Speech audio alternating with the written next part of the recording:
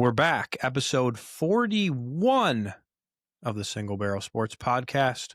My name is Deeb. My name is Scott. Let's do it. Pat McAfee said today we got our guy. How many sixth graders would it take to beat LeBron James in a game? Ready for the ultimate sleepers? Shador Sanders went number 144 in the draft.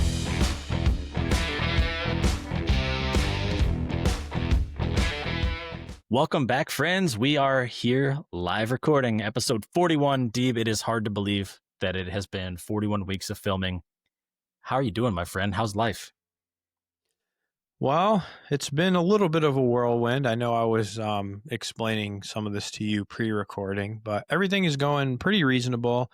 I got a new job, as I had mentioned recently, so it involves a lot more travel than previous. So just have a lot of coordination and, figuring out some of the details around that. So I actually sounds like a couple trips coming up to Texas. And then we have, of course, our Bourbon Trail trip, which I'm super excited for. Get to see you in person and a couple others, Tone, if you're watching, and then Nick. So that'll be a ton of fun in November. And this is our last week of high school football. So last game upcoming this Friday at home. We've had a tough season. We have struggled, let's put it that way. But the kids are out there. They're honestly, it's crazy. Like, they're in every game. They're always, giving it their all. It's just stuff's just not going our way in terms of the actual outcome of the game. So it's weird, right? Kind of coming to a bittersweet end here, but looking forward to figuring out what's going on next year and having a little bit of time away from that for a couple months. Hell yeah. Well, I imagine that's been a lot of work. So I know it's always a weird thing when things come to an end that you care about and put a lot of time into, but hopefully that means a little bit more time for you to relax and spend some time, doing things you need to do at home or whatever. Cause I know how it is whenever shit just kind of adds up on you. It feels like you can't get a day to just take a break. Oh yeah. It's been a little bit of a pile, but we're getting through it. Okay, well, hey, man, I'm just going to throw this out there. You're going to have some extra free time this winter.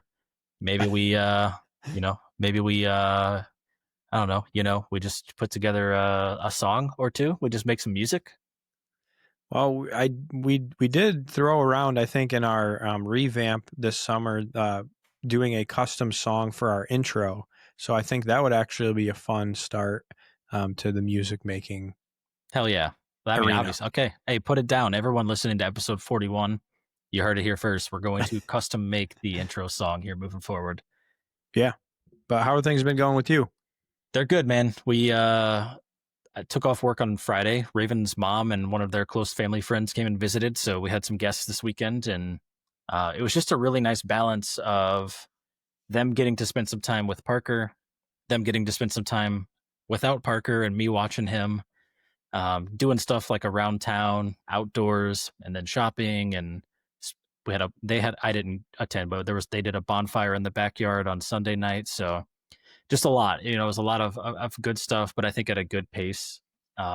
Still woke up very tired on Monday, even though my job was pretty straightforward. It was, just hanging out and supporting the activities and watching the kiddo. But yeah. It was a good weekend, man. And, I still am tired today. We're recording on Tuesday, so I'm actually taking PTO tomorrow just to have like a recharge day because I had a pretty slow day at work coming up. I'm very thankful that I have that opportunity, and yeah, definitely, just happy and in a happy stage of life right now. A lot of good things happening with family, and we're about to list our house. We're going to be moving. At least that's the goal. It's challenging, I think, in the fall. Statistically, houses don't sell as quickly as they do in the spring because for a variety of reasons, I think, the changing weather, school already being in session, whatever it might be. But we met with a realtor and we're going to give it a go. And she thinks that we have a good chance of maybe selling it in the fall here. And if not, then we'll revisit it after the new year when the holidays are over with. So busy, got a lot of stuff going on, but all good stuff, man. I'm really looking forward to kind of getting into a new home and having that next stage in life starting. Yeah. Well, two things from what you said. Number one, very surprised you didn't attend the bonfire. You're usually a big bonfire guy with bourbon and a cigar, so you can tell me about why you didn't attend it. But number two, I'm glad that you're moving, Scott, and moving back to Michigan where you belong. No, not the case. Especially not right before winter. No, Yeah. we're no major changes with life or state. We're just going to be moving probably 10 or 15 minutes down the road to a newer, slightly bigger and nicer home. Adding a small amount of time to my commute, but nothing crazy. It Yeah. just the house here has done great for what we needed it to do, but it doesn't feel like a forever home, and so we just decided let's find a forever home now. Why wait? Yeah. All And right. for Well, the bonfire, man, never mind on my comment. Yeah, and you know, man, with my allergies, sometimes how it just gets out of hand. And Sunday night, I was already like my nose was stuffed, my eyes were irritated, and I was like, bro, if I go out and sit around a fire right now, I'm gonna wake up and unable to breathe tomorrow, and I got to work in the morning. So I just let them have their time, and I stayed inside with the baby monitor and chilled out. Okay, that's fair. That's I fair. did I did wish that I had a cigar in hand, though. You're right about that.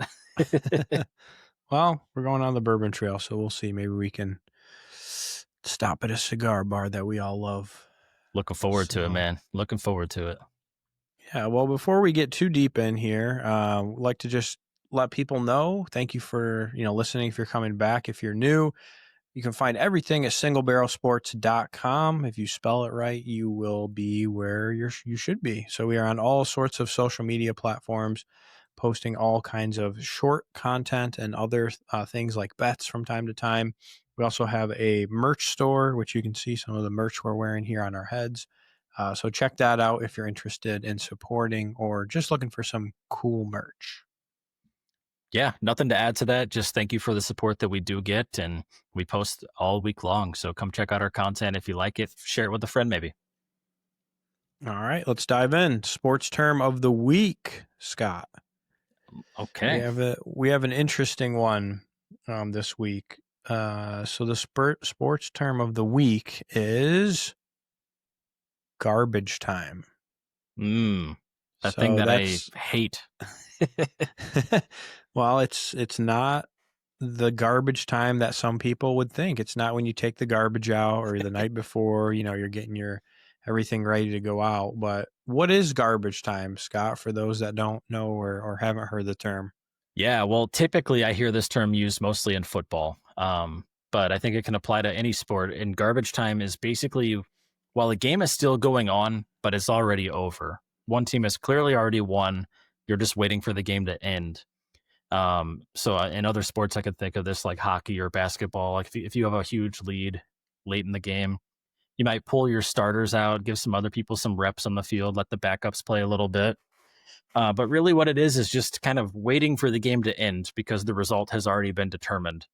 And the reason that I hate it is because in fantasy football, a lot of times if a team is getting their ass whooped and hasn't performed all week long, then in the garbage time, maybe the team who's winning puts in their backups because they've already won. They don't want to risk an injury. And all of a sudden, this player that you're playing against in fantasy football scores a huge touchdown that doesn't matter at all, but it gives them a ton of fantasy football points. That is the context that I hate it in. It feels like it always goes for my opponent, never goes for me. I never get the garbage time. But in an essence, that's really what it is. It's kind of removing the starters from the field, minimizing that risk of injury, and allowing players that maybe don't play as often to get some time and get some experience in a situation that really can't go wrong. You've already won the game. Yeah. Or in some cases, you've already lost the game too. Sometimes the losing team will also put in backups. Yeah, I was going to say, so like rookies or, guys that sometimes are, if you're in fantasy leagues, maybe they're like deeper formats where, I got to buy this week. I got to play this, whatever random guy because there's no one available on the wire that's reasonable, like that sort of situation. Mm-hmm. Yep. Yeah. Yep. So yeah, it can really impact fantasy football some weeks. It's not a regular problem, but sometimes it can really impact the outcome of a game, which is a little bit of a bummer when it happens, but I understand why in real sports they would do that. They're protecting their stock, their investment in these players and making sure they don't get hurt. Well, as always, if you've watched the pod before, I tried to also dig a little deeper to figure out where did the term come from, right? Like what are the origins, at least that we can find online? And this one's a little bit interesting, but it kind of follows, I think, the theme of some of the other ones we've did. So apparently it appeared in sports journalism in the 1960s, mainly for football and basketball. So that was like the main area it was used. It was used back then to describe what they called junk minutes of a blowout. So kind of what you were describing. And it said coaches would, quote unquote, take out the trash, meaning the key players, and then send in the reserves to finish out the meaningless minutes, which is, that's how it was described here. But interestingly, though, Scott, in the 70s and 80s, the actual term garbage time became more common because people like the great Howard Cosell and John Madden used it on air. And so that's where it gained popularity. I didn't know So, that, honestly. Yeah. I really appreciate the history because I'll be real. Like I started watching sports at a young age, but that was even then in the mid to late 90s. And there's so much yeah. stuff that I've just never really looked back and learned about. So it is kind of cool to kind of feel. I never ask myself that question. I should. Usually in the real time, I'm a curious thinker.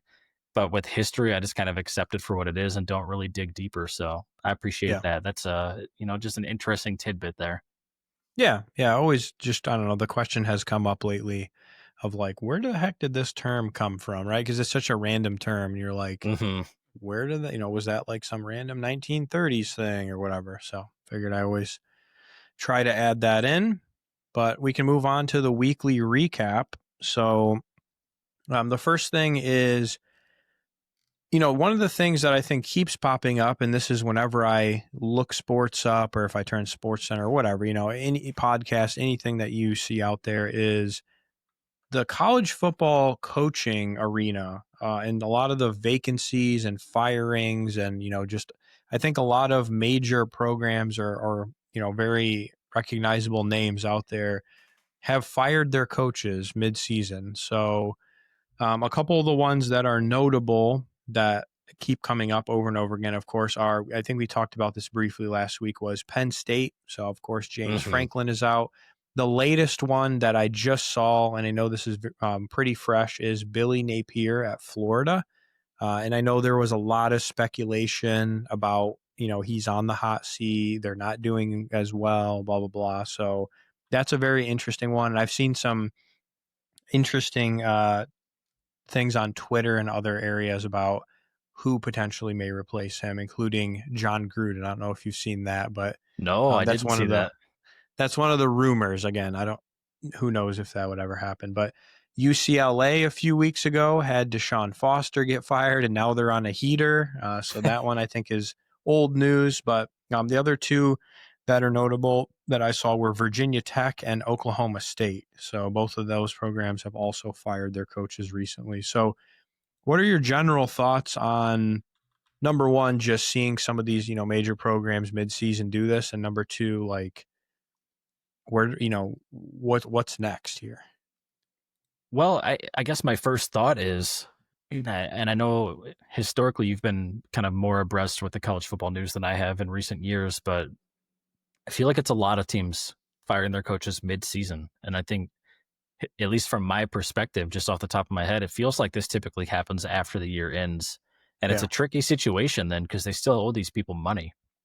Like I was looking up the Florida coach, Napier, and it was like the AD was saying they were going to honor like $20 million that they still owe him. And I think I saw somewhere that the buyout for James Franklin was like $50 million or something crazy. Like these are big numbers to universities. And some of these situations, these are like state funded universities, that this huge amount of money now is still owed to someone who doesn't even have a job to do. I know we Yeah. have a similar thing going on. UNC has kind of a similar thing, but it's actually a pretty small number compared to some of these. I think it's only $1 million to buy out Belichick. But yeah, it seems like a lot in the middle of the year. And you can tell me, maybe I'm wrong, but I feel like typically, like historically, I remember people saying like, oh, he's going to get fired after this year. And now it's like, oh, it's like week 8 and we're firing him, So Yeah. what are your thoughts? Yeah. I mean, don't get me wrong. Like, with some coaches, if you look back, like Franklin, for example, I mean, he has a history of losing big games, right? I don't think that's like it's not that's not new news, for example. Yep. Firing someone mid-season, I don't know. I mean, while I see the benefits, I also see the downsides, right? Because, like, for example, I mean, Penn State, how many people decommitted now, from their Yep. recruits? And it's such a weird scenario. And could that happen if they fire them after the season's over? Yeah. I'm not saying that, people don't decommit when that happens, or like when Saban left, right? Alabama lost players, etc. But Mm-hmm. it just puts everybody in a weird scenario, right? Like, it puts the fans in a weird scenario. It puts the team, the recruiting. It is a very interesting concept. And I don't know. I mean, I don't know if I like one way or another. I don't know if it matters if you fire them mid-season or after season. I don't know that I mean, for UCLA, for example, like, they're all of a sudden on a heater. Yeah. Is that because they fired their coach? Maybe. I mean, maybe that was a problem, but it's hard to tell what's the right choice. Do you fire them mid-season if they're not doing well and they kind of had it coming, or do you wait it out? I don't know. What are your Mm-hmm. thoughts on that? I think I have a heightened sensitivity to this, I think, because I had I work at a university that's state funded, and I understand, employment freezes and salary increase freezes and things like that when things come from the state budget. And so when I see teams that are like, oh, well, we still owe this guy $20 million, even though he no longer works here, it's like, I'm a little sensitive to that because there's a lot of people, staff and faculty and administrators and everybody in between that work at universities, and there's tuition dollars that could potentially be cheaper. But I also understand how much revenue these sports programs bring in, and they wouldn't be able to hire these people for that much money if they didn't make that much money and more. So, yeah, I don't have an opinion really strongly either way. It just seems like something that's makes more sense at the professional level to me personally. Yeah, definitely. Yeah, it's a little bit different when you have some college. There's semesters, there's school, there's a lot of other elements to it as well. There's just a lot of people that get affected by the budget of the university compared Right. to like a professional sporting team where it's only people that are there for the sport.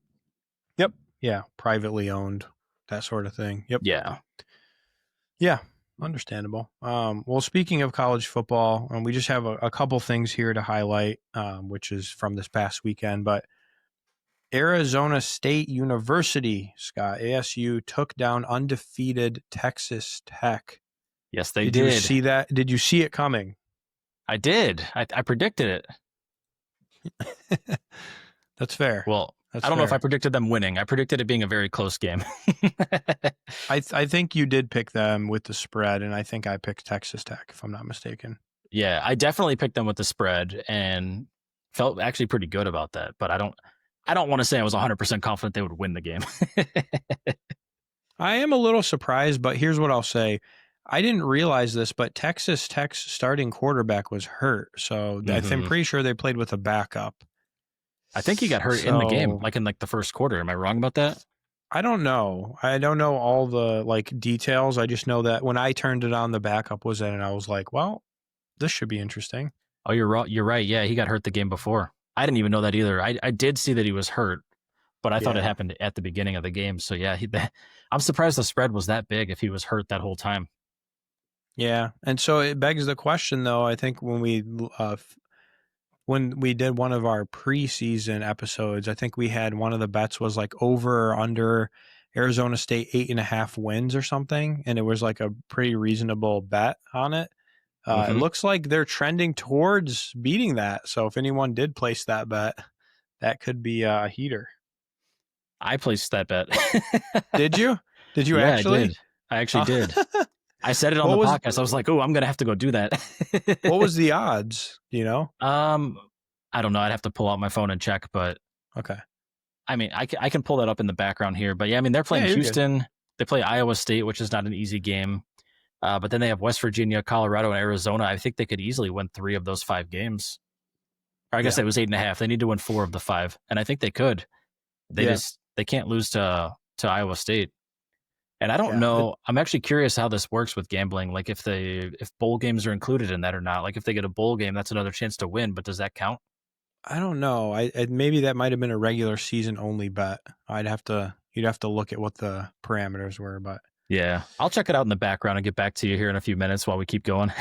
yeah. And then the other interesting one was Louisville took down undefeated Miami on a Friday night, took Mario Cristobal's team to the wire and beat their ass. Well, they didn't beat their ass, but they won. So I knew Miami had it in them to lose one game. I just couldn't put on the schedule which one. I think I might have said Syracuse could be, the tough one that I know they lost last year. They didn't Mhm. play Georgia Tech this year, so I was like, that's usually the tough one. But Louisville took them down, and I'm actually happy to see that. So, any thoughts on the Miami game? I was shocked. I mean, I had some. I had Louisville in a parlay during the week that they lost. I think it was their only loss of the year. And when they lost that game, I was just like, okay, they're not who I thought they were, and that was it. I just kind of wrote them off. And then, like, I knew they were still a competitive football team, but I didn't think they were near the caliber of Miami. And yeah, no, I was wrong. They made me eat some humble pie. Yeah, and that's the thing. Miami is always due for a loss or two, right? As are most teams. I'll put that out there. It's not like no team is usually invincible unless you're Mhm. Oregon last year in the regular season. But we all know how that ended in the postseason anyway. But the other big one was Vanderbilt holding strong versus LSU, Scott. So is Vanderbilt the real deal? Hey, I predicted that one last week too, if you remember. I do remember. I just I I could not take them. I don't know. I was struggling with it. When I watched the way that they played against Alabama, I was like, okay, this team's legit. And I had a lot of faith. And like I said last week, LSU's a great program, but they've had a bit of a roller coaster year. And I don't know if they're quite consistent enough to win a bunch of big games, you know? Like when they beat Yeah. Clemson, I thought that was a huge deal until I realized Clemson sucked ass, So Well, in the college football 26 video game, apparently Clemson doesn't suck ass because they're somehow always ranked number 1 or number 2 in the dynasty modes wherever you play. So I don't know. It's weird. that's true. I did just check here. Arizona State was minus 110 to win 8.5 games. So basically money back. I bet $10 I'd make like $19.20 or something. Okay. So the odds weren't that crazy. No, which makes sense because at the time I was like, damn, that seems like an easy money. So Yeah. yeah, it was. Yep. It will come down to the wire. I think they can only lose 1 or 2 more games depending on how that shakes out with the bowls and shit like that. Yeah. It is also interesting to bet long term like that. Like that is a very interesting concept, right? You place a bet and then you won't know until like 13 weeks later whether it hits. Yeah. Well, you want to hear another long one? I bet $20 that the Broncos would make the playoffs this year. That's Minus fair. 150, which I think they will. I think it's probably going to be a fine bet, but Well, speaking of the Broncos, the Giants gave up an 18-point lead with 6 minutes left in the fourth quarter to lose to the Broncos. And I think, if I'm not mistaken, didn't the Broncos score like 33 points in the fourth quarter or something yeah, crazy? all 33 of their points. Yes, they had 0 points through the first 3 quarters and then put up 33 to win the game with a game-winning field goal at the end of regulation. And the reason that they made that wild. The sad part for Giants fans, after probably thinking they were going to win a game against a team they probably shouldn't have beaten, is that the only reason they lost this game in regulation is because their kicker missed an extra point on their last touchdown. So they were only up by 2 instead of by 3. And then the Broncos went right down the field and kicked a field goal and won. Oof. Yeah. That is still wild though that they scored 33 points in the fourth quarter. Yeah, Bo Nix was on after the game. He was like, "Yeah, I bet people who left earlier are regretting it now," or something like that. Because I mean, to do you them, their blame team is them? getting shut out. Yeah, exactly. But yeah, Unreal. crazy stuff. There's a few big stories this weekend. Obviously, the Chiefs look like they're back, man. I was saying, with Rashee Rice back, that I could see them maybe being the best team in football again, despite them being 3-3 going into this past weekend. Now, granted, you take everything with a grain of salt because they played against the Raiders, but they shut them out, man. They beat the Raiders 31-0. They looked really good doing it. They might be back. I mean, they might be right back to being the best team in the NFL. I don't know. Yeah. And I have said a few times, you can fact check it if you want on past episodes that don't count the Chiefs out, right? Like they had a Yeah. weird start. They're going to be in the playoff hunt. They're a good team. Like they're not going to just suddenly be dog water, unless like Mahomes goes down or something freak like crazy happens. Like the Ravens, Lamar being injured, I feel like that unfortunately is contributing to a lot of their struggles. There's probably some other stuff there too, but yeah, I think they're back, baby. Yeah. Also, are the Bengals back with randomly having Joe Flacco? I mean, they beat the Steelers. Well, Jamar Chase had 16 catches in one game. Like, what the hell? I'm just shook. I don't even know what's real or fake anymore. The NFL is just a wild ride this year. well, you were absolutely shitting on them for getting Flacco. So Why wouldn't I? Did you see how he was playing on the Browns? yeah, I mean, I didn't understand the move either, but suddenly he's like an MVP now after one game. Dude, we had a 41-year-old and a 40-year-old quarterback playing on Thursday Night Football, and the game was incredible. Like, where did that come from? Hey, those old guys can play. Give them a chance.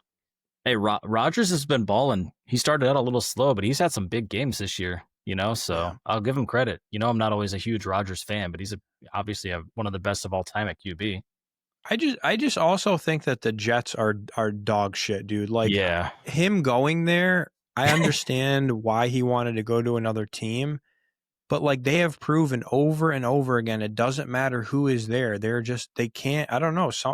They're like the Lions of the past. They're like the Browns, maybe current or even the past, but like they are just, the Jets are, I don't know, man. They cannot get anything going. They're weird. Dude, the Jets are so bad that obviously, I don't know if you saw, but they benched Justin Fields in the middle of the game this week.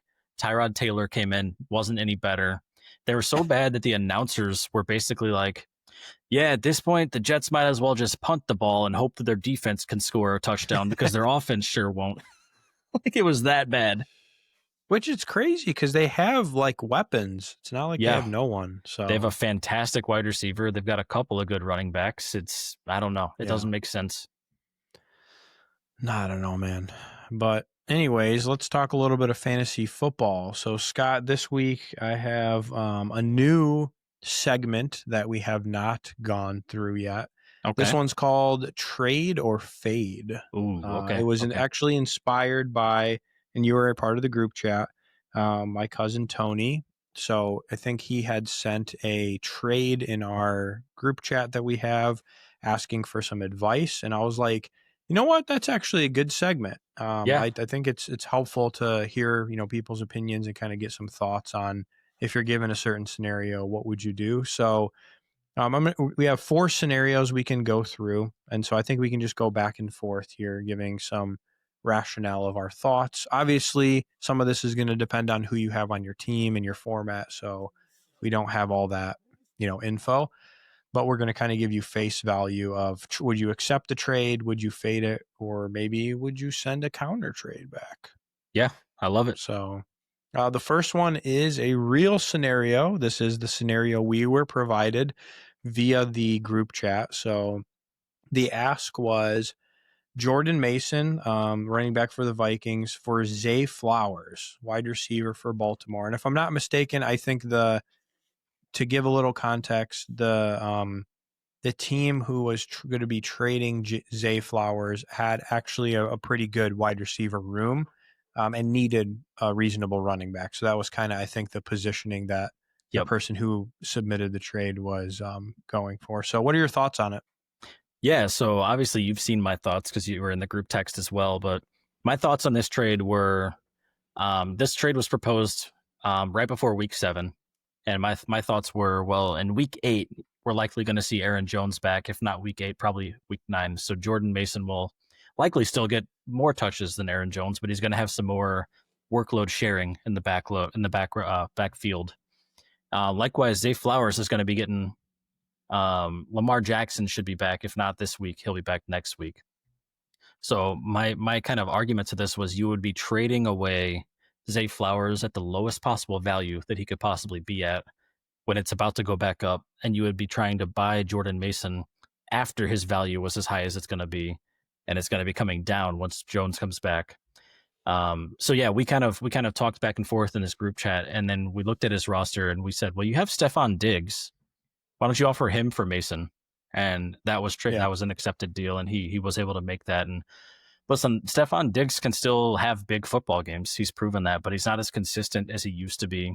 The Patriots Yeah. seem to be spreading the ball out pretty well. Drake May kind of throws the ball to everybody. And in a situation where he had a deep wide receiver room, why not get rid of Diggs to make sure you've got some more depth at running back? And it seemed like all parties were happy with that. Yeah, definitely. No, I appreciated the back and forth and the rationale behind it. Absolutely. So scenario 2 for you, Deeb. This is again trade or fade. Would you trade Bijan Robinson and Rashee Rice for Puka Nacua and James Cook? Which side would you rather have? Ooh, that's a good one.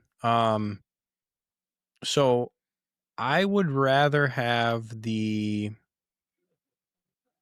some of it depends on what the needs of the team are. So always have to kind of have that disclosure, but I I like the Puka Nacua James Cook combo. I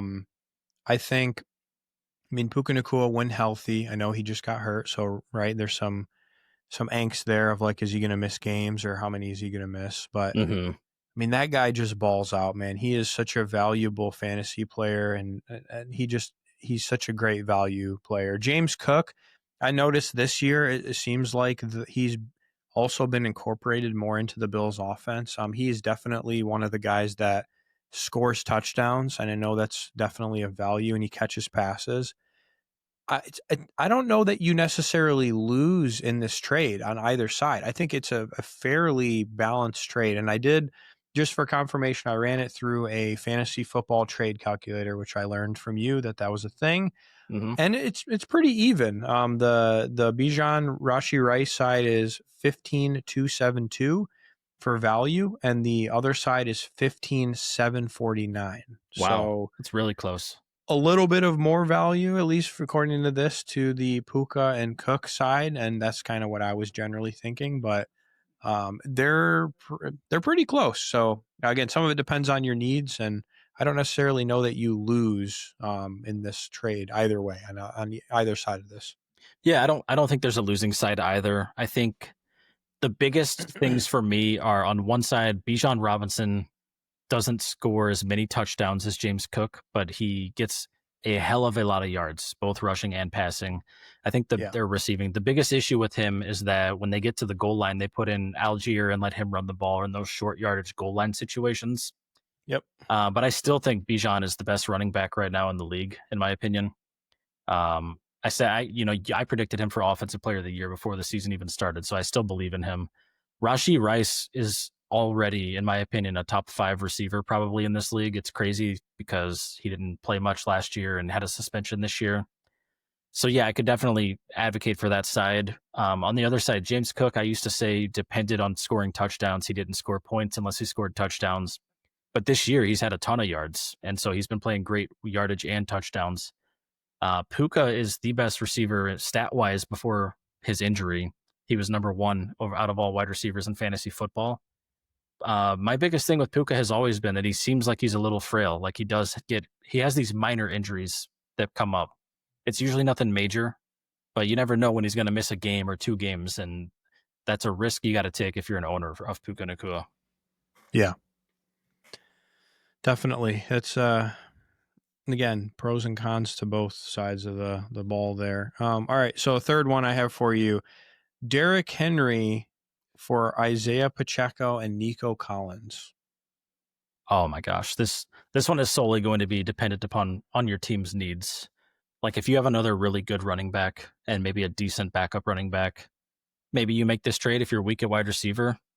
But I think Isaiah Pacheco is garbage this year. I don't think he's the best running back on his team. I wouldn't ever start him comfortably on my fantasy football team. Nico Collins is an amazing wide receiver who's had a little bit of a slower year than he had the last couple of years.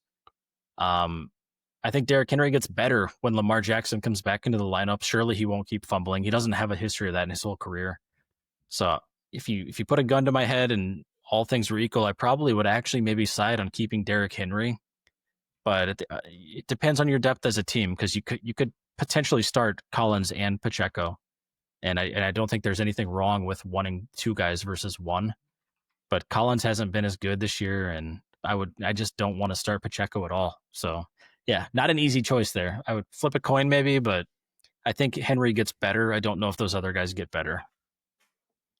Yeah, I mean, Pacheco's a wild card. I agree with you. Nico Collins could be an absolute savage. I just think the Houston offense is dog water all of a Yep. sudden, and it's I don't understand what changed within the last year or year and a half. Like, I know they have some different players. I know their running back situation's a little bit odd, but I don't know, man. Like, their quarterback's struggling a lot too. So Derek, I mean, I looked it up on the calculator. Value's pretty close, 61.18 to 5978. So it's a very close value trade as well.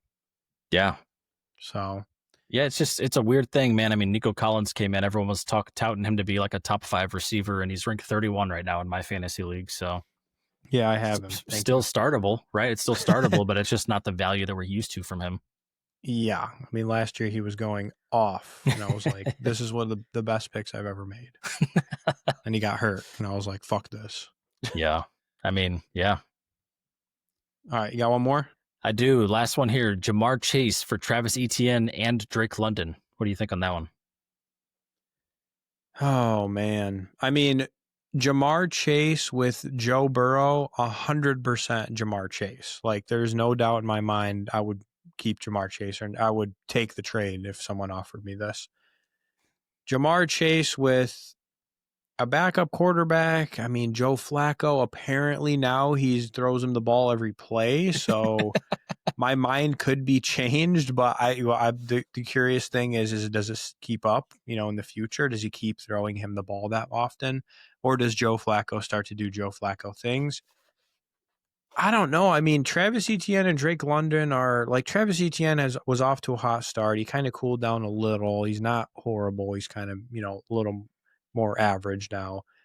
Drake London, reasonable start. Again, I don't think he's horrible. He's not the best wide receiver in the whole NFL, but there's just such a big question mark around, like, if it's the Jamar Chase that we just saw this week and he gets that many throws, then I want him. But if he's going to get ignored or not thrown the ball like we saw the past few weeks, I might take the trade, right? Like, especially just if it's not a keeper league or a dynasty league.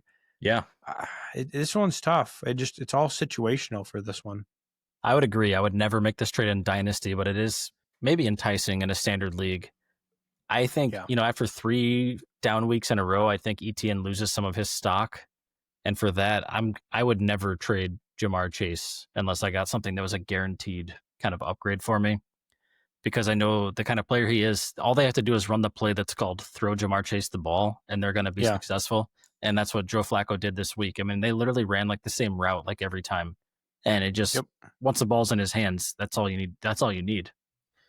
So give me Chase on this one. I think he will start to heat up again here. And we'll see what the rest of the season holds for him. Yeah, definitely. But yeah, that one's a little bit situational. Yeah, they're all tough, and they all could apply to different situations. So those are pretty good trades there. Yeah. So that, Scott, is trade or fade. That's our fantasy football update for the week. Hell yeah, I love it.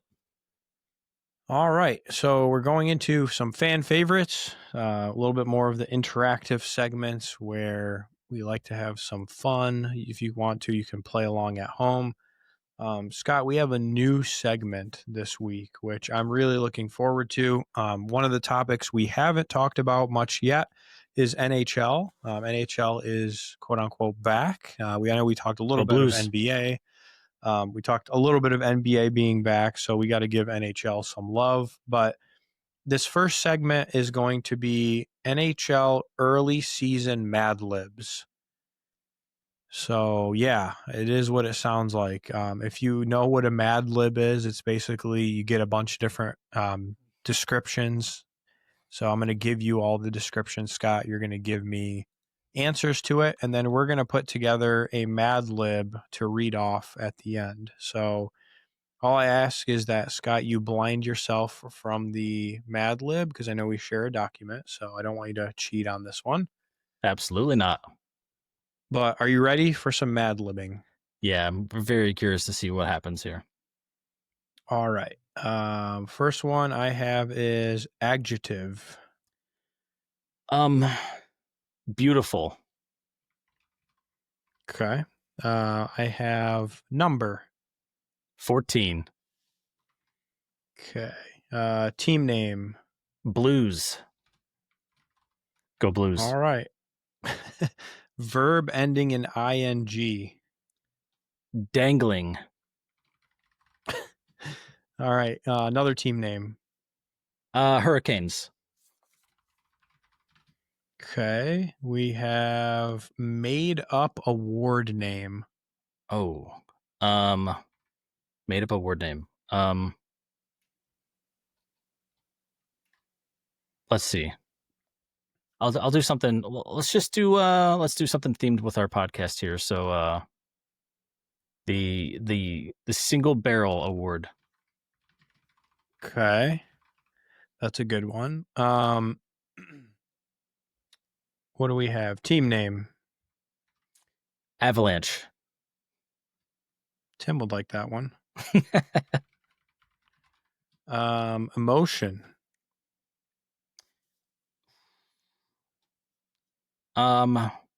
Embarrassed.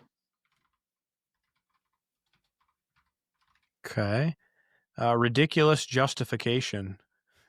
What does that mean? Like how do I answer that?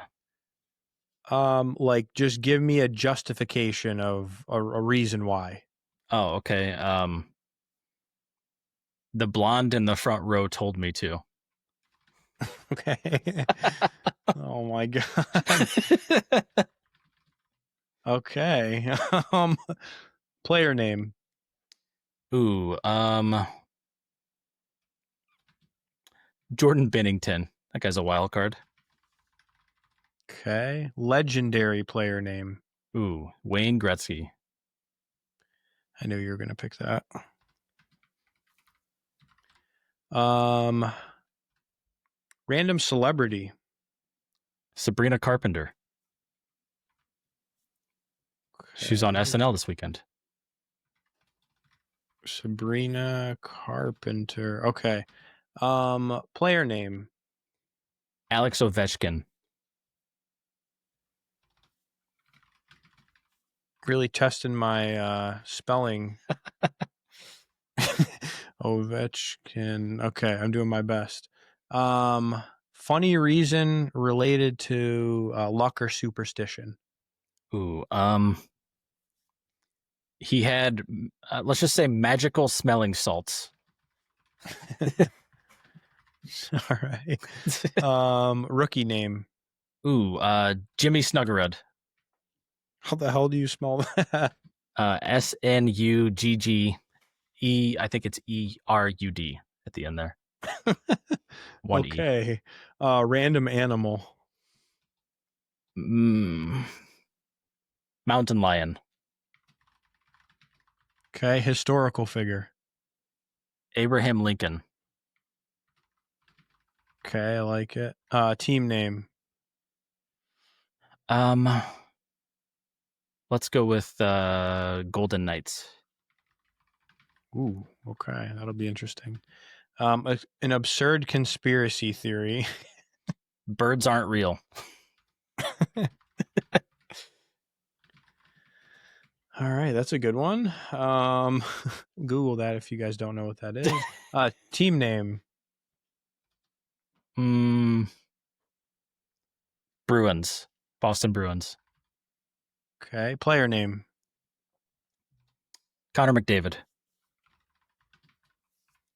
Okay, simple skill relating to hockey, like pass or stay out of the box or something.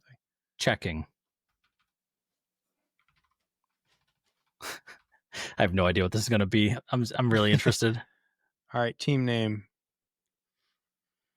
Let's do the Washington Capitals. Okay. Emotion.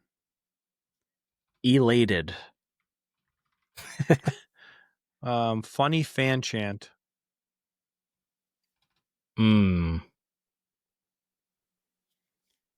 Ref, you suck. Is that funny? I don't know. Yeah, that's fine. And last one, type of bourbon. Let's do Rip Van Winkle. Okay. All right. So, Scott, do you want to read it or do you want me to read it to you? Why don't you go ahead and read it? I still haven't even seen what you're doing, so. Okay. All right, folks. Here's the NHL early season Mad Lib from Scott. All right. This NHL season has already been beautiful, and we're only 14 games in. The Blues are somehow dangling their way to first place, while the Hurricanes look like they're trying to win the single barrel award for worst defense in league history. My early pick for Stanley Cup, the Avalanche. And yes, I know that sounds embarrassing, but I'm sticking with it because the blonde in the front row told me to. As for the Hart Trophy, I've got Jordan Bennington putting up numbers that make Gretzky look like Sabrina Carpenter on skates. Meanwhile, Alex Ovechkin will win the Vezina. I don't know how to say that. Vezina. Is that like an award? Yeah. Yep. Okay. Whatever that is. Well, Alex Ovechkin will win the Vezina mainly because he had magical smelling salts. Interesting. The rookie that's about to take over the league, Jimmy Snuggerud. Kid's got the skating of Mountain Lion and the hockey IQ of Abe Lincoln. Scott's biggest hot take, the Golden Knights will miss the playoffs because birds are not real. Makes sense. My biggest, yeah, that actually might happen take for Scott, the Bruins will win their division thanks to Connor McDavid finally learning how to check. Doesn't really make much sense there, but okay. And finally, by season's end, fans of the Washington Capitals will be elated while shouting, "Ref, you suck." And I'll be sitting here pretending I predicted it all along while sipping Rip Van Winkle and screaming at my TV. Wow. That's fantastic. So how did that sound to you, Scott? Well, there's a lot of nonsense in there. Like the Vezina Trophy is a goaltender award, so probably not going to go to Alex Ovechkin. Yeah, I was like, I don't even know what this is, and I can't pronounce it. I loved the reference to making Gretzky look like Sabrina Carpenter on skates, though. That was pretty good. Yeah. Yeah, overall, I enjoyed it. I thought it was good. And your Stanley Cup winner is the Avalanche. I'm sure Tim will find that amusing. He better comment on this video. We'll have to tag him in it. There we go. All right. Well, that was fun. That is the NHL early season Mad Lib. We gave it a shot. Hell yeah. I like it. First time ever doing that. Let us know if you liked it. All right. So next we have a segment that's returning. We actually did a version of this last week. If you recall or you were watching, it's NFL Interesting Facts. So we're going to give you 6 interesting facts about 6 different teams. We have a list of all 32 teams and a fact about them. And so we have 6 new teams this week, Scott. Hell yeah. Looking forward to it. I really liked this. Like I said earlier, I like learning about the history of stuff. I wish I would think more proactively to look into that myself. But do you want to go with the first one or you want me to, Deeb? Go ahead. All right. Our first fact of the week is going to be related to the Green Bay Packers. And I've got a friend who reminds me of this all the time, but maybe not. Maybe everyone doesn't know this. They are not a private professional sports team. They are actually publicly owned. And I have more than one friend actually who have shares to the team. So they're considered technically owners. Yeah. Wow. Fun fact. Yeah. I did not know that. I literally did not know that. Yep. I found that out 10 years ago. And then I found out that multiple friends of mine, I was like, hey, did you know this? Cause I had some friends who were Packers fans and they're like, yeah, I'm an owner. Interesting. Yep. So like, Kind of how crazy. do you even know? How do you like get in on that? That's so random. I don't know. I think it's like shares for like stocks. Like you can just buy some shares. But I Wow. don't know. Like if I'm sure there's a finite amount of them. I don't really know how all the logistics works behind the scenes there, but I know Yeah. people like pass them down. Like it's part of their like living will. If they're like big diehard Packers fans, will like pass down their shares of ownership, even though it doesn't really mean anything because it's such a small fraction of the team. Hmm. Yeah, it's like a whole thing. Yeah. Very interesting. I had no idea. That's first Yeah. time I've ever heard that. I'll have to ask. There's actually a guy that goes to the gym that we go to, and he's a big Packers fan. I'll have to ask him if he is familiar with that. Yeah. Maybe he'll go So buy some if he hasn't already.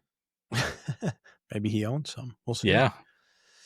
All right, mine is the Seattle Seahawks. They are the only team to play in the NFC and the AFC championship.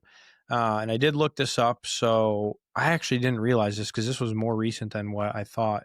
So in 2002, as part of the NFL realignment, they moved from the AFC to the NFC. Hmm. So prior to that, they were in the opposite, and they had gone to the championship at one point. So, yeah, didn't know that about the Seahawks either. Yeah. I had no idea. That's news to me. Very random. Cool. Our next team here, and this is more of kind of how they were founded and named here. The New Orleans Saints were actually founded on All Saints Day, which is a Christian holiday and is celebrated on November 1st. Not a day that I have heard a lot about. I don't know, Deep, is that something you're really familiar with? No. Well, it's coming up in 10 days, so we can celebrate. We can shout out the Saints this year on All Saints Day. Yeah, that is very random. I wonder if it was on purpose or not.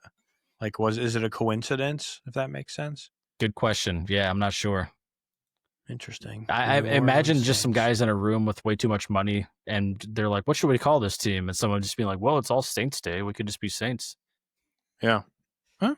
I don't know. Yeah, it makes sense though. They are the Saints. Mine is for the Vikings. They have 4 Super Bowl appearances and 0 wins. So their 4 appearances were 1970, 1974, 1975, and 1977, to which they have lost every single game, Scott. That's brutal. Brutal. Well, they've been good recently. Maybe they'll find their way back there at some point. This next fact is really hard to believe, but I have some friends who are big Bears fans, and they probably would be able to verify this confidently. But the Chicago Bears have never had a quarterback throw more than 4,000 yards in a single season. It's kind of just a crazy stat. Usually, even bad teams like Jameis Winston has thrown over 5,000 yards one time. Yeah. So it's kind of crazy to think about that they've never had a quarterback even do 4,000. Well, Maybe, I mean, maybe Caleb will be that guy for them.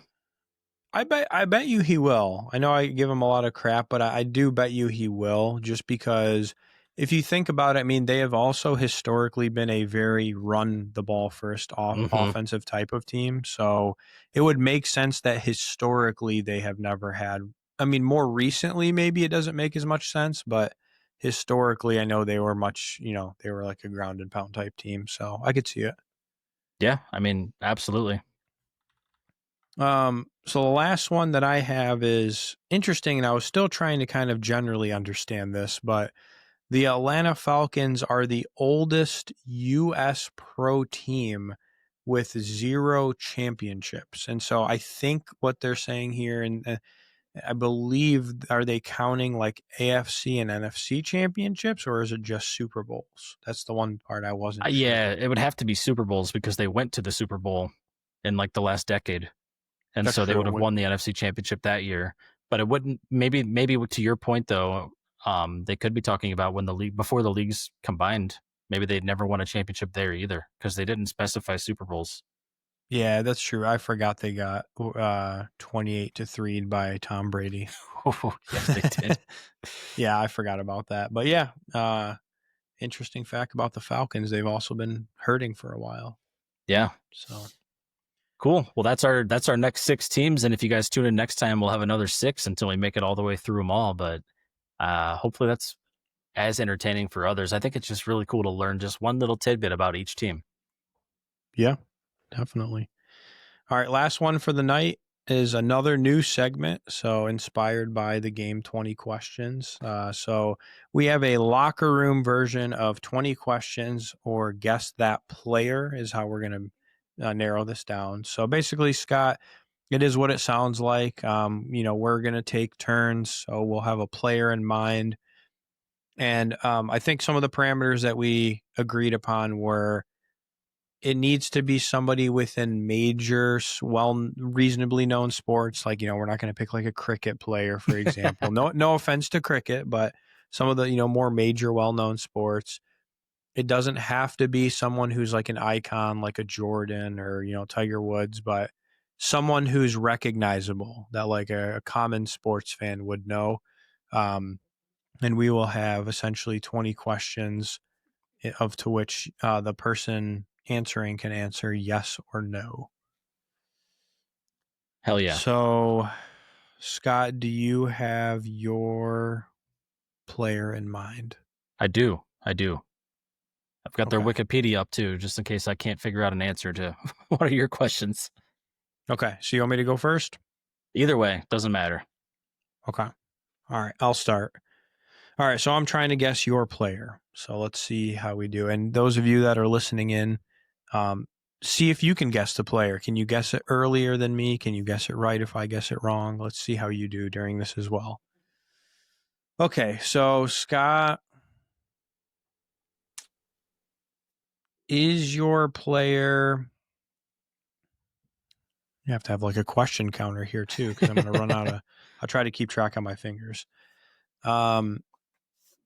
Is your player do they play a game that has... man, I'm trying to think of how to word this, right? So like, how can I make it so that it... Well, no, how can I make it so that I get more answers by just you saying yes or no and one? Okay, so has your player's team ever won a championship Oh, with them on it, to be see. specific? Let's see. 1 second. I know that's pretty specific, but I'm going to start big. I want to say no, but let me double check this real quick. Okay. That's fair. The answer is no. Okay.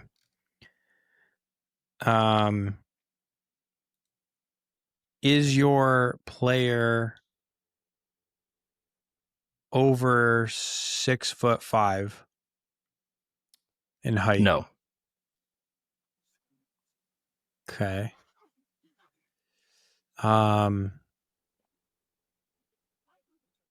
Has your player ever won? That's not a good one. Does your player play basketball? Yes. Ooh, okay.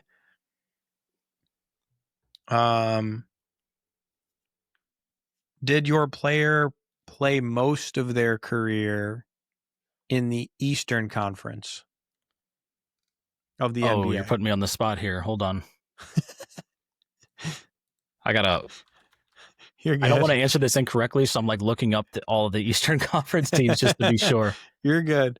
I'm trying to get like specific with it too. Of yeah, you're how do fine. I narrow this? I think that was was that my third question? No, that was my fourth question. Man, this is good. This is tough. It's going to be tough. Yeah. I'm going to say yes. Okay, so they played a majority or a reasonable amount of their career in that. Actually, Eastern yeah, Conference. definitely yes. Yeah, they played majority of their career in the Eastern Conference. Yes. Okay.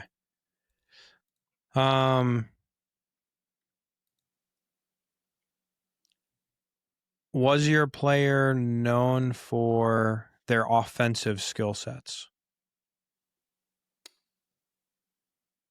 Let me verify this. I'm just looking at accolades. I'm gonna say yes to this question. Yes, they were. Okay. Did they play? Has your player played since the 1990s till now? Yes.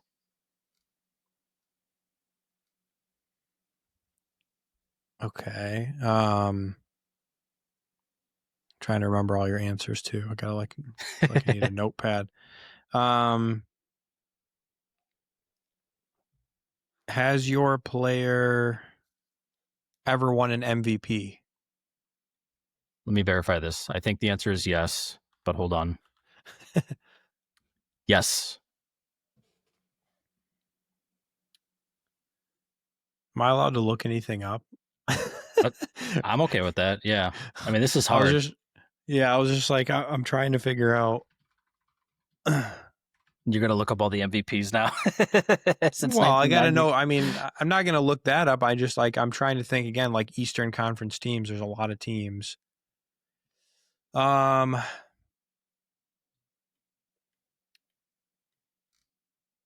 your player have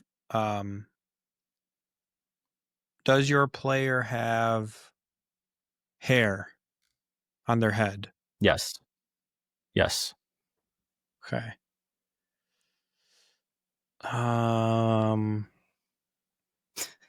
It's such a funny question. Well, there's a lot of bald people in the NBA. Yeah. So kind of narrows it down. Does your player, did they play from, have they played, are they playing this year? Are they in the league right now? No, they're not. Okay. So they're retired or injured or something. All right. I got 10 more questions. I'll try to speed this up. Does your player play point guard as their primary position? I think so. Wikipedia has 2 positions listed, so I'll tentatively say yes. Okay. Usually it's like point guard, shooting guard, if I had to guess. Correct. That's correct. Did the player play from... Oh, let me give you a better question. Did the player play for the in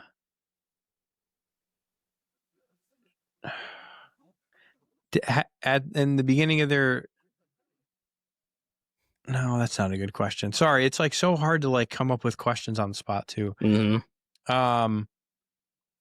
Is the player from another country? Like originally, are they born somewhere else? No, I don't think so.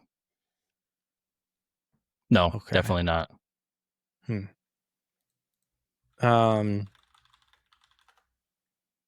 Did they play for the Miami Heat at some point? No, they did not. No. Sheesh. So they did win an MVP, you said. Yes. Dang, that's tough. Did they average more than 20 points a game on average in their career? Hold, please. I'm trying to figure out some narrowing questions. Let's see. Career. Trying to find points per game. Yeah, you said more than 20? Yeah. Yes, they did. Did they play from 1990 to 2000? They played during that period. Okay. 1990 to 2000. Okay. And you're sure they're in the Eastern Conference? 100% sure, yes. Do they have cornrows? Yes. Is it Allen Iverson? Yes, it is. Okay. Hell yeah. Let's go. Dude, I was going like, I'm looking through all the teams and I'm like, I did pull up the MVP list because I was curious and I'm like, all these people are in the Western Conference. There's no way. That was tough. Yeah, I don't know why when you brought this idea up, my first thought was just Allen Iverson. I was like, I don't know. I loved this guy when I was a kid. I watched him play. I played with him on all the video games. So, yeah. That's But I fair. had to look because I was like, I don't think he won a championship, and he didn't. He never actually won a championship. Yeah, that's true. Yep. But he did win MVP. Yep. Okay, I have my person in mind. So you can start whenever. Okay. Did your person play football? Yes. Did your person play from 2000 to 2010? Let me check. 2000 to 2010. Mm-hmm.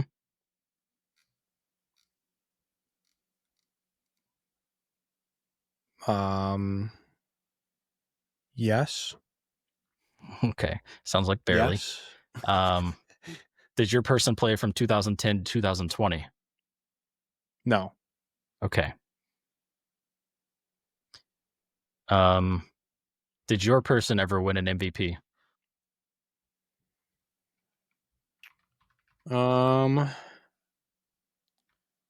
Let's see. I think no.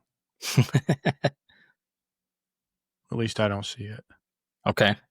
Yeah. Did your person play offense? No. Did your person play linebacker? No. Did your person play cornerback? Yes.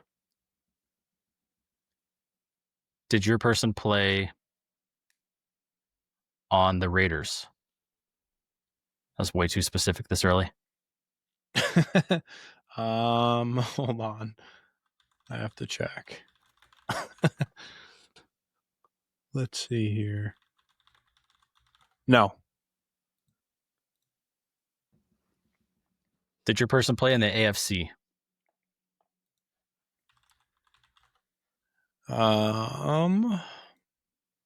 Good question. Hold on.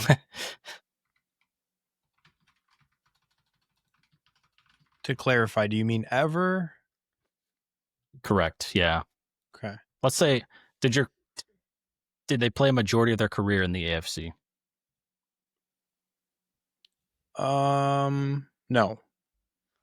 Okay. So NFC teams. Cornerback. Let's see. I'm just going to look through these teams really quickly and try and narrow down my search here a little bit. Mm-hmm. You're like real life AI. Yes. Much slower. Okay. Hold on. I might have an idea here. Chat, do you know who it is? Tell us in the comments. Let's see. Oh my gosh, there's too much stuff for this person. Did your person play another sport?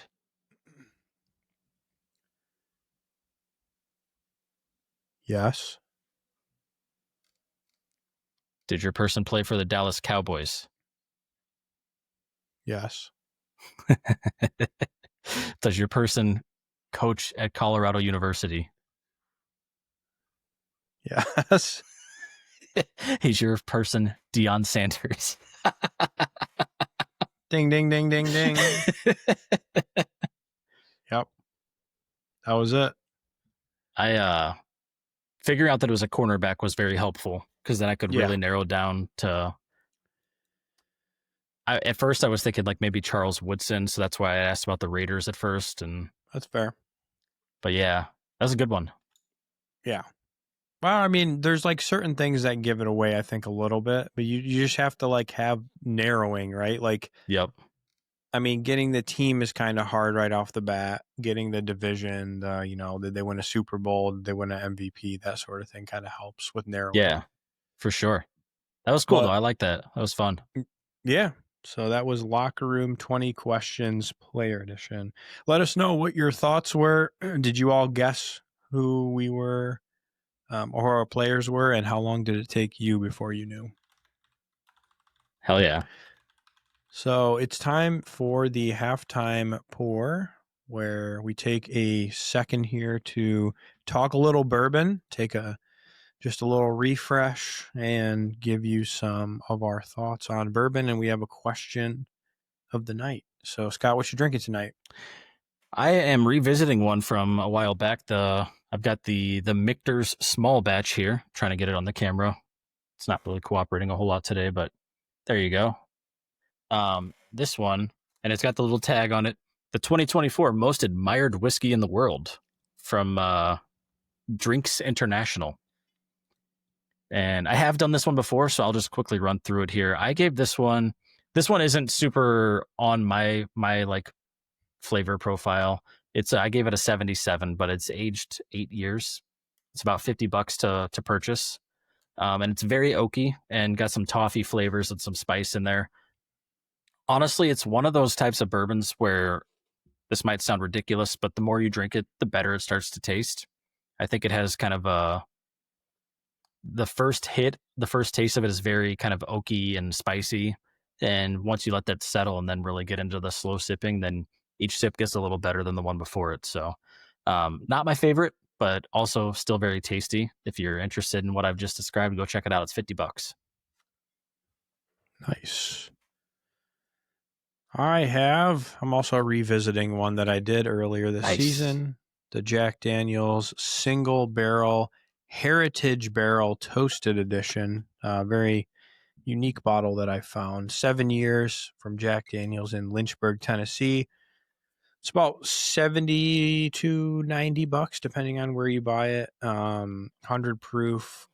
I gave it a 92, which is actually one of the higher scores. Gingerbread and vanilla custard smell, and then vanilla custard, marshmallow, and graham cracker on the taste. Just absolutely phenomenal bourbon. I might end up bringing this one on the trail. We'll see. Do it. But yeah, very, very much recommend if you can find it. We do have a question of the night. So, Scott, who is the most entertaining professional athlete ever? Not necessarily the best. There are a lot of those out there, but the one that comes to mind immediately is Conor McGregor, coming from the fighting world. There's all kinds of memes about him. He's in the media all the time. Even he hasn't fought in a while. He's still always in the media. We ran for like president of Ireland or whatever that position's called. Just random shit, for better or for worse, right? There's some controversy with Conor McGregor as well, but this man understood the assignment when it comes to marketing and combat sports, because historically, fighters don't make as much money as other athletes do. And he realized, in a way that not many have realized, that if you sell your fights, you will get paid much more money. You got to go out and sell them. And so he made a career out of being entertaining, being marketable, being the face of the UFC for a little while there. A very recognizable face to even non-UFC fans, sometimes for not so good things, but they've all made him money. So that would be my go-to here. And still very accomplished. He was a double champ for a while. I don't think by any means he's the best fighter of all time, but he certainly made his mark on the company. Yeah, I like that one. That was definitely one that came to mind. I actually have 3 people, and I want to mention 3 because I feel like they are very different, and they kind of in their own, I think, aspect could be considered potentially most entertaining. Number 1 is Shaq. From a basketball perspective, just one of the most entertaining, I think, people that I've ever watched. Obviously, you could make a case for him being, potentially the best ever big man, but just a super entertaining guy. I mean, from rapping to starring in movies to just even now, he's an entertaining guy, like DJs and stuff. Yeah. I just think very, very iconic in terms of his entertainment aspect to him from basketball. I also want to mention Stone Cold from wrestling. I knew it was coming. And some people may not consider whatever, some people wouldn't say, oh, that's not a real athlete. But I mean, given whatever your stance is on that, just clearly one of the most iconic guys of all time in terms of changing a sport. All the different stuff he was involved in was just incredible, man. Just an incredible job in terms of his role. And then the last one, I might get some heat for this, but I have to give it up to Jake Paul. And some people Yeah. wouldn't say he's a professional athlete, he's a YouTube boxer or whatever, but just like some other people, like the guy knows how to be entertaining and market, and he's made a ton of money off of it. And so I do have to give it to him. He is and can be very entertaining, and some people would call him annoying, but I'd also try to see the light in things, and you have to give him a little bit of credit for being quote unquote entertaining here. Yeah, I mean, similar to Conor McGregor, he's learned how to market the sport and make the money the way that is made in that sport. And I will give him credit. I think there's a lot of people who act like he's not a legitimate boxer because he does fight typically not super accomplished boxers, or sometimes even fights like MMA guys in boxing. Yeah. But he has gone out and learned how to be a boxer. He might not be the best in the world, but he's learned the sport and he actually does box. And yeah, it's some of his fights are gimmicks, but why would you only have so many fights in your life, right? This is a sport that could end your career on any given night. Why wouldn't you chase after the big paying ones? I don't know. I think he's smart. He might not always be ethical, but I think he's smart. Yeah. So that is the halftime pour. So cheers, friends. Cheers. All right. And we have community call outs next. You want to do the fan of the week and I can do the haters of the week like we usually do? That works. Yeah. So just want to shout out the people who had commented on, particularly we had a TikTok video that got a lot of comments this week about our Colts prediction to beat the Chargers. We had Dabney Offermine, Peg Talk Sports, Emma B, Pam Craven, J.I.N.D, Indy, Vitals, all kind of commenting their thoughts on the Colts this year. And, we always say that we appreciate the dialogue. It's always more fun to talk sports with other people. So thank you guys for kind of contributing to that post and for everyone else who engaged with any of our other posts this week. All right. The honors of giving the haters of the week some light on their hate. Jimmer Say Sponsor 5844 on YouTube asked if on one of our clips if I had a speech impediment. He said that my S's sound like SH's. Like when I say 17, he says 17. I don't know. I'll be honest with you. I don't believe I have a speech impediment. Maybe it's an accent or, a thing. I know people have told me before that living in Michigan, there is a certain way we pronounce certain words. Or maybe I just had a lot of bourbon that night and that's what you were hearing. So appreciate the call out. But I don't think I do. But you all in the comments can let me know if you think that I do and I just have not acknowledged it. Also, I just want to say I usually kind of lean into these types of the hater of the week segments here, but what a weird thing to comment on somebody's YouTube video, first of all. So Jim Irsay, what the hell is wrong with you? Okay, anyway, go on. And then the other one was Green Lawler, and it was the same YouTube clip. He said, quote unquote, I actually like LSU in this, and then said, how did that work for you? And it was a clip. I think you it were was wrong me on that one. Yeah, it was me. It was me picking LSU for last week's game. Hey, we can't all be right. Like we've talked about, we're right sometimes, we're wrong sometimes. That's the beauty of sports. But appreciate you calling me out on that one. And yeah, LSU did get whooped, so it is what it is. Didn't work out for me this time. But you know what? We can redeem ourselves in the single barrel pick section here and try to be a little bit more correct this time around, right, Scott? I hope so, man. I sure hope so. So we're going to start with college football game day style picks to revisit our records. We did reasonable last week. I think you might have ousted me in terms of the win record. We were pretty close. I think you might have been 3-2 and I might have been 2-3. But so far this year with betting odds, I am 15-14 and you are 12-17. Yeah, we don't talk about that. So, we're close, but still got a little gap between us here. So let's see what we can do. But you ready to make some picks for the week? Yes, sir. Let's hop in. All right, let's see what we got here. So, I'm going to we're going to do 4 games this week. And so the first one I have is BYU, number 11 BYU at Iowa State. Iowa State is actually minus 2.5. What do you got? This is such a tough one because I feel like Iowa State is kind of an upset team, but they've also lost to some games lately that I thought they would win. Give me BYU on the road. Oh man, this one is tough. I also feel like I'm going to go with BYU. I like Iowa State for upsets, but for some reason, I think BYU pulls this one out on the road. Tough road win, but if they want to get to that conference championship, they have to get through Iowa State.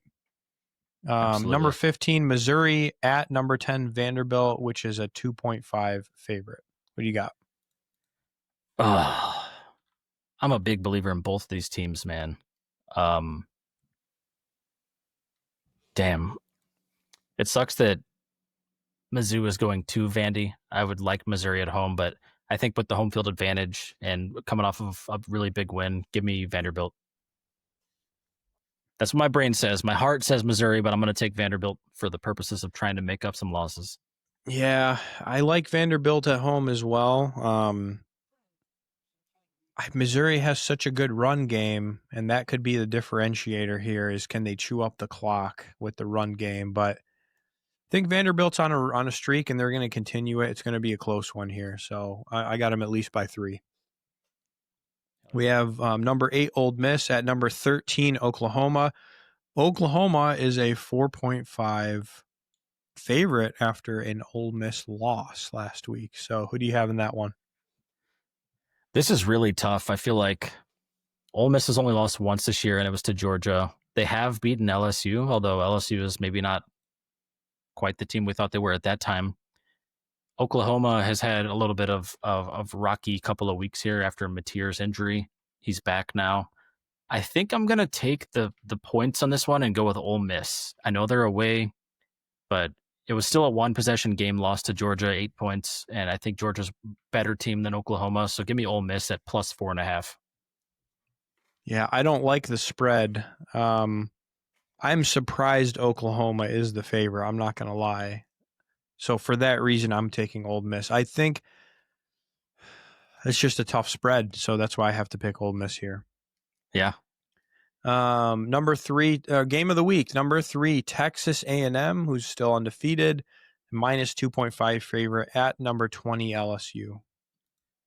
Well, I already know you've been on A&M all year. I already know you're going with A&M here. 2.5 is not a lot. They're an undefeated team. Be tough to bet against them at this point. I know Arkansas gave them a run for their money last week, though, which is kind of concerning, I think. But give me A&M. I think that 2.5 is just, it's a tight enough spread for me to be comfortable even on the road here. Yeah, I mean, LSU at home is tough. They're coming off of a loss that I wrongly predicted. I went with them last week and they let me down. The team that hasn't let me down yet, Scott, is Texas A&M, and I think they're not going to let me down once again. So give me the Aggies. Okay. So we're going to ride or die together. Hey, the 2-5 Razorbacks almost beat them this past week, but yeah, I agree. I think that might have been a fluke. Well, I'll be honest with you, though. Arkansas is a talented team. They are actually a very talented team. So I cannot believe that they're that bad in terms of how many games they've lost. They've had a rough schedule. I mean, they've played against, let's see here. They played against Missouri, Texas Tech, Ole Miss. Yeah, they've played some tough teams this year. Notre Dame. Yeah, they played a lot of tough games this year. Yeah, it's a tough sorry. schedule. You know what? I lied. I was looking too far back. Ignore that. Missouri and Texas Tech, they didn't play this year. That was the end of last season, but still, they've had a rough schedule. Yeah. All right. Well, we're going to ride or die on all of our picks. So we're either going to be glorified or burned together. Last week we had all opposites, and this week we have all the same on college. That's kind of wild. Let's move over to the NFL.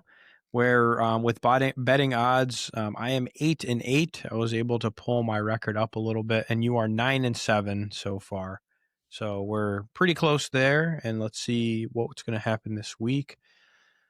First, we have actually, you know what? You do the NFL ones. How about that?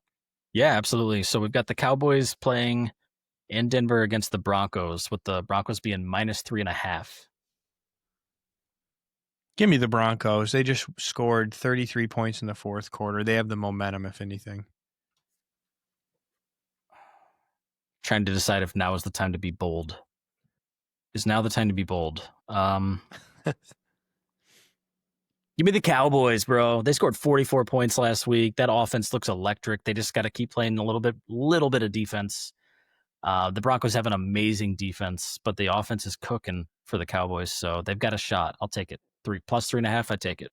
That's fair. I hate the Cowboys. I hate rooting for them, but I think they could win this one.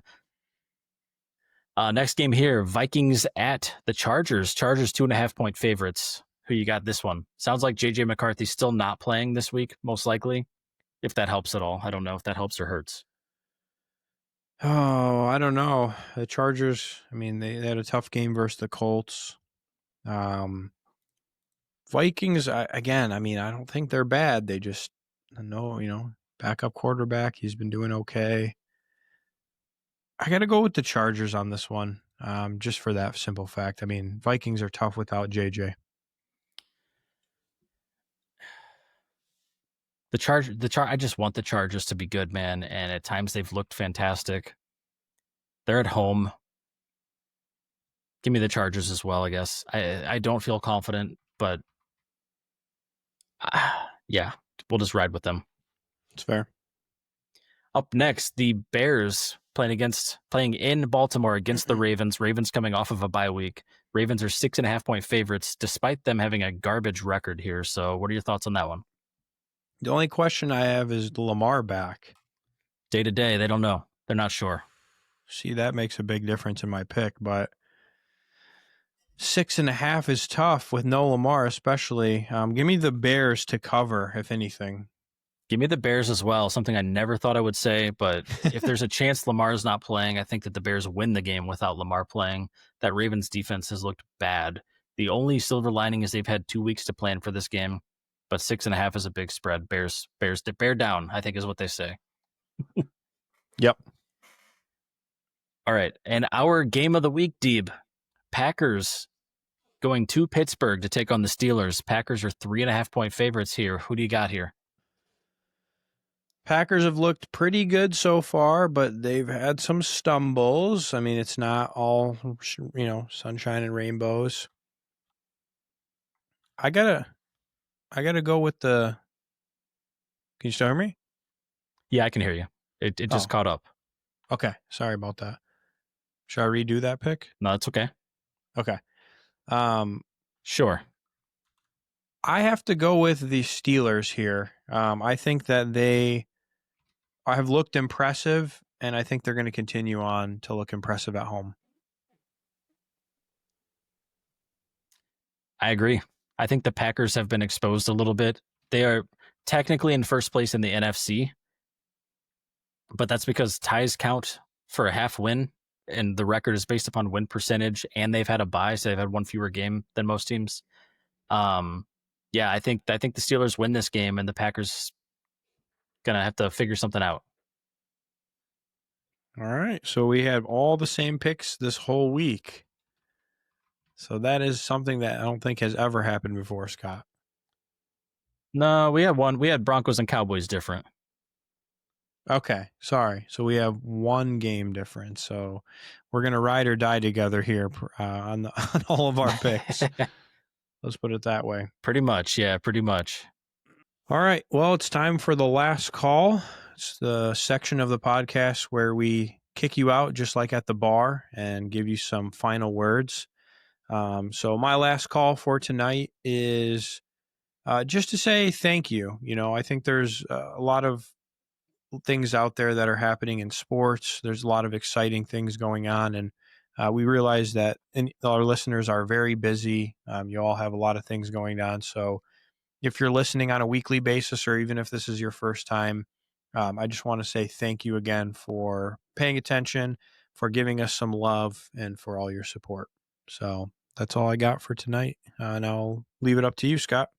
Yeah, just I can echo the thank you. Thank you for those who engage with us and give us a reason to just hang out once a week and talk sports and sip a little bourbon. And yeah, we wouldn't do this if we didn't have people who, hung out with us and were part of the journey. But definitely an exciting time of the year. We've got basketball and hockey kicking off now, and football is getting really fun. We've got a fun NFL season right now where there's not really a clear, one or two best teams in the league. So really hope that we have a lot of good content moving forward here. I think we will. And if there are ever any things that you want us to change or to try out, talk about, let us know, and we'd be happy to adjust. But until next time, cheers, everybody.